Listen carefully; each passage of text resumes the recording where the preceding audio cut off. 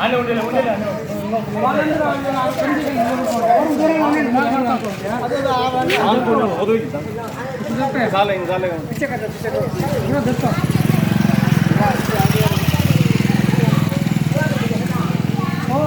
ఎందుకు వచ్చినా వీడికి మనకు ఇంటి పట్టాలు ఇల్లు లేని వాళ్ళకు ప్రభుత్వము తెలుగుదేశం ప్రభుత్వము 3 సెంట్లు భూమి ఇసుక కంకర సిమెంటు వాళ్ళు ఇచ్చిన హామీని నిలబెట్టుకోమని మనం ఈరోజు వైకోట విఆర్ఓ గారికి మనము భూములు లేవు ఇల్లు లేవు అని చెప్పి ఇంటి స్థలాలు లేవు అని చెప్పి మనం అర్జీ పెట్టుకున్నాం.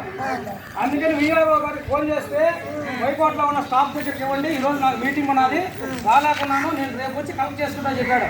అందుకని మనమందరం ఇప్పుడు గత ప్రభుత్వం వైసీపీ ప్రభుత్వంలో 1.5 సెంట్ ఇచ్చారు, పల్లెల్లో పట్టణాల్లో వచ్చి 1 సెంట్ ఇచ్చారు. అది ఏమాత్రం సరిపోదని ఇప్పుడున్న తెలుగుదేశం ప్రభుత్వం ఆలోచించి ఎలక్షన్ టైంలో 3 సెంట్లు భూమి ఇస్తామని పల్లెల్లో చెప్పారు, పట్టణాల్లో 2 సెంట్లు ఇస్తామని చెప్పారు. అలాగే 5 లక్షలు రుణం ఇస్తామని చెప్పారు, పేదలకు ఇల్లు కట్టుకోవాలని. అలాగే కంకర సిమెంట్ ఇసుక ఇస్తానని చెప్పారు. వాళ్ళ హామీని నిలబెట్టుకోమని మనం ప్రభుత్వానికి తెలియపరుస్తున్నాం. ఈ సందర్భంగా మనము మన దగ్గర ఉన్న ఆధార్ కార్డు రేషన్ కార్డు సమర్పించి ఒక వినతి పత్రం వ్యవసాయ కార్మిక సంఘం ఆ ద్వారా మనము మాకు ఇక్కడ ఉన్న పేదలకు భూములు ఇవ్వాలని ఇల్లు ఇవ్వాలని మనం అర్జీ పెట్టుకున్నాం. ఈ సందర్భంగా మనము విన్నవించుకుంటాం.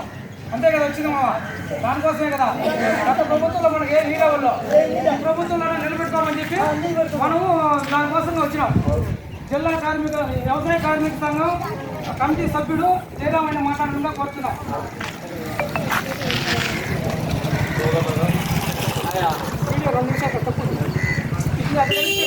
2 నిమిషాలు చాలా.